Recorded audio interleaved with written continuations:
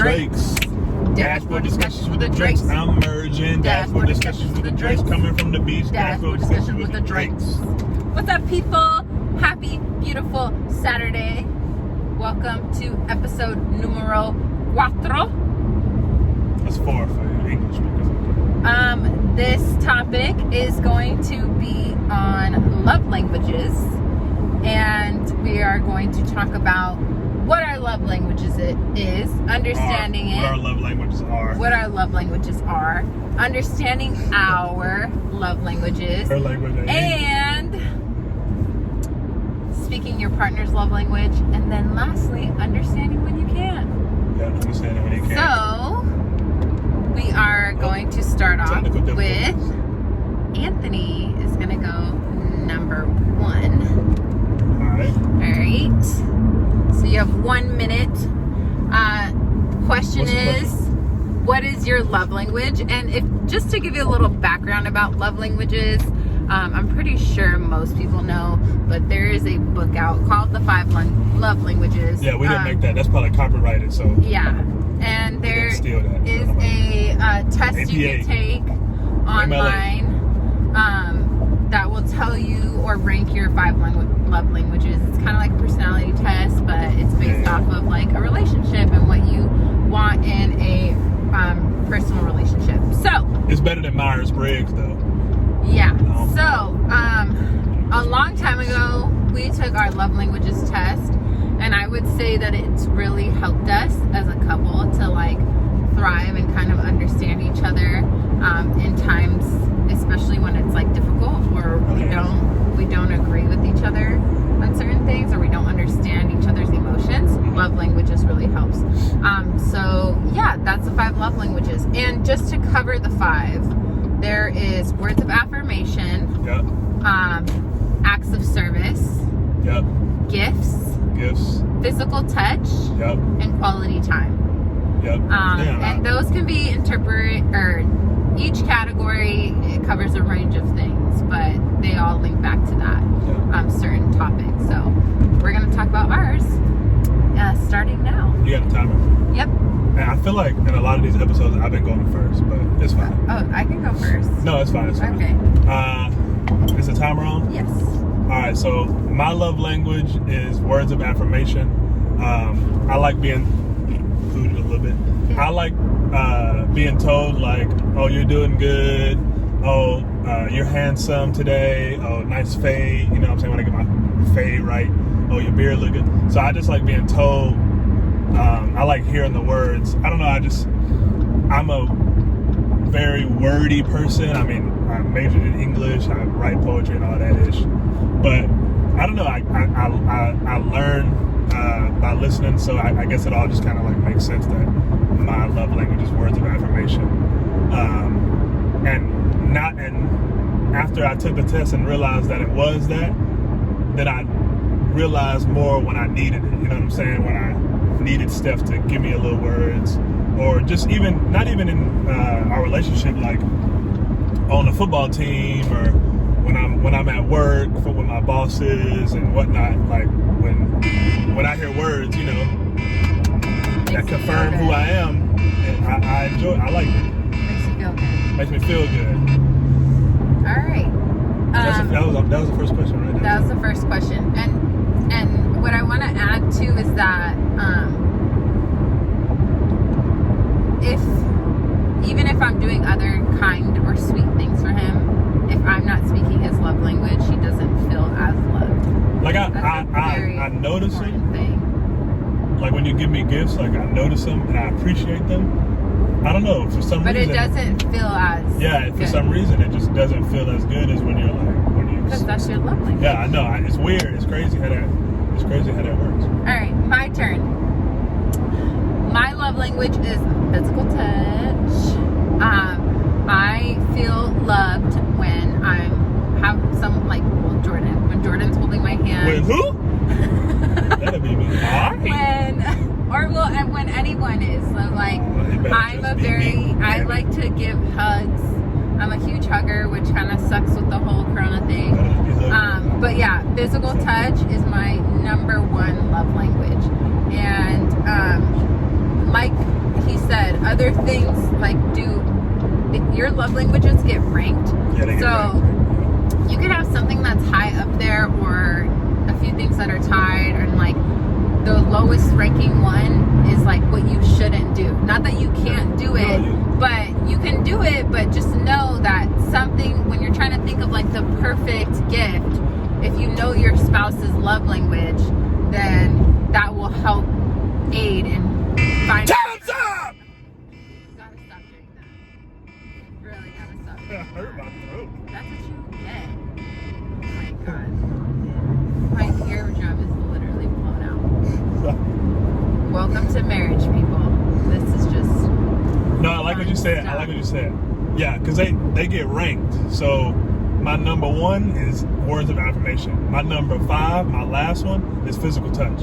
I hate being touched. Don't touch me. But we'll get into the next topic. Oh, okay. Oh, that's in the next topic? Yeah. My bad, I ain't mean to jump. Okay, so the next topic is how to speak your partner's love language, and I'll go first. So like Anthony said,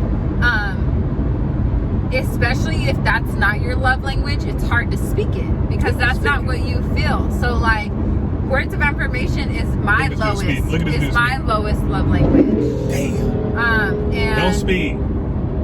I'm stop. I need my time. I'm sorry. I need my time. Okay. Come on, sorry. you're interrupting. You're speeding in there. I got nervous. Anyways, so words of affirmation is like my lowest one. I don't need you to tell me anything. I tell myself that all the time. I can tell myself I'm beautiful. I feel confident. When I get something done, I'm like, oh, you got that done. When I'm working out, I'm like, oh, you go, girl.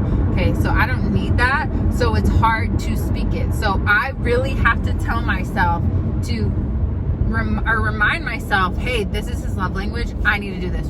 Every time he comes home with a haircut, your haircut looks nice, babe. Man, I know my. And no, but you like when I say I do like it. When he does something or accomplishes something, especially in acting, gets a casting or whatever it's called, I say like, oh, I'm proud of you. So yeah, just knowing or reminding yourself to do it. Like, it doesn't come naturally to me. That's my main point, is that speaking his love language doesn't come naturally to me. It takes work, but I know that it makes him feel loved, so I do the work to do that. Okay, you're next. What's the question? How do you speak your partner's love language? Oh, okay. Go. So yeah, how to speak your partner's love language. I think you really gotta read the parts of the book to understand the depths of that love language, because usually, well, I mean, I'd say usually you don't share the same love language as your partner. And like I said earlier, physical touch is my least. So I literally have to like make myself like hold her hand and hug her and stuff. But sometimes she gets frustrated because she can tell that I'm like just hugging her just to hug her, or just holding her hand just to hold her hand. So it's really, really hard, and I really fail at it, to hug her and kiss her and hold her hand and really like show her that I want to do that. It's not that I don't love her. I love her. Like, how could you not want to kiss? No, I know. You're the most beautiful, sexiest woman ever. But it's hard. You gotta really make an effort to speak your partner's love language. You really do. And I just want to point something out. He said, you're the most beautiful, sexiest woman ever, but I have to force myself to hold her hand and kiss her. So do you see how like our love languages just naturally are part of our personalities? Because to him, he's like, ooh, that should make her feel really loved. Because if I tell him, you're so sexy, you're hot, he's like, ooh, I feel loved. But if I never say that and I just hold his hand, he's like, get off me. Like, what are you doing, right? So that was just, that's kind of how it works, you know? That's a good point out. That's good.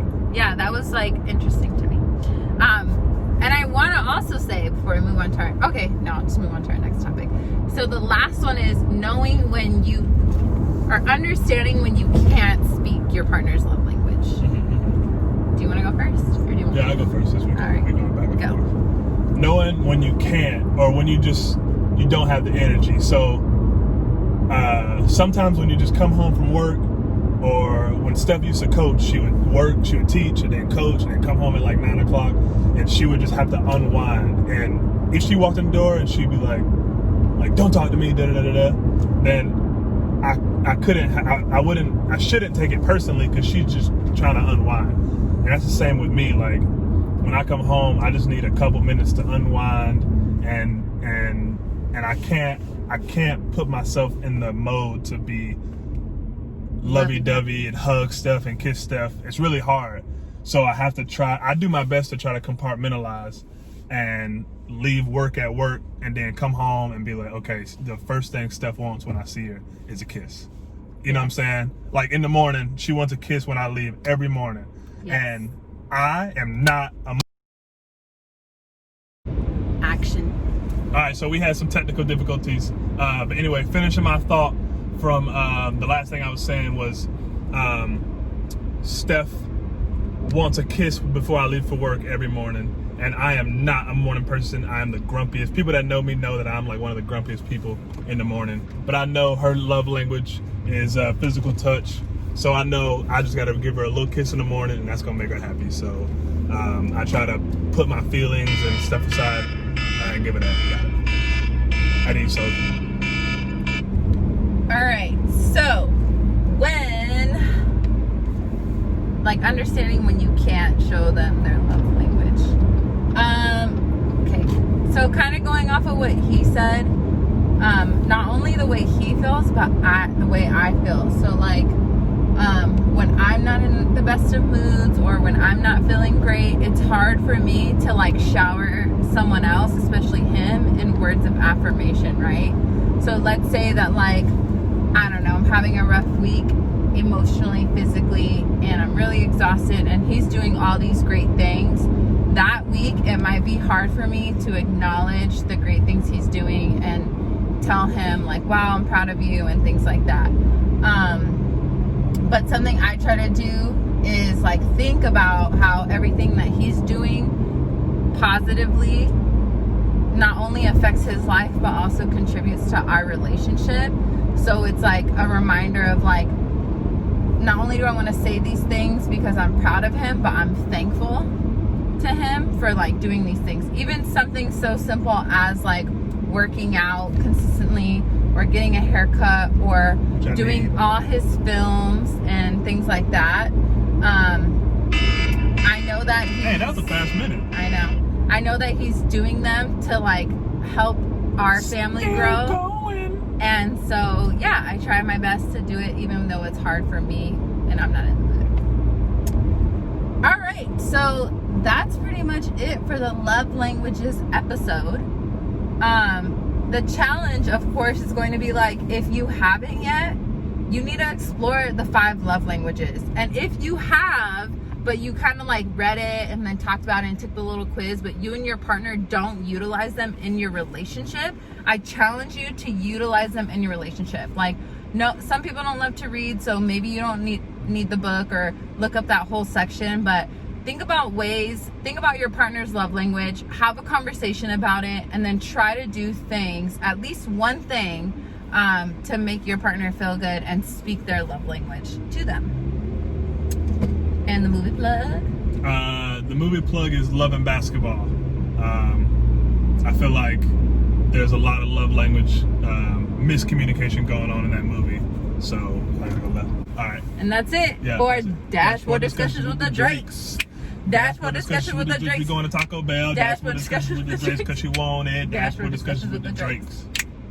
Peace out. God bless you.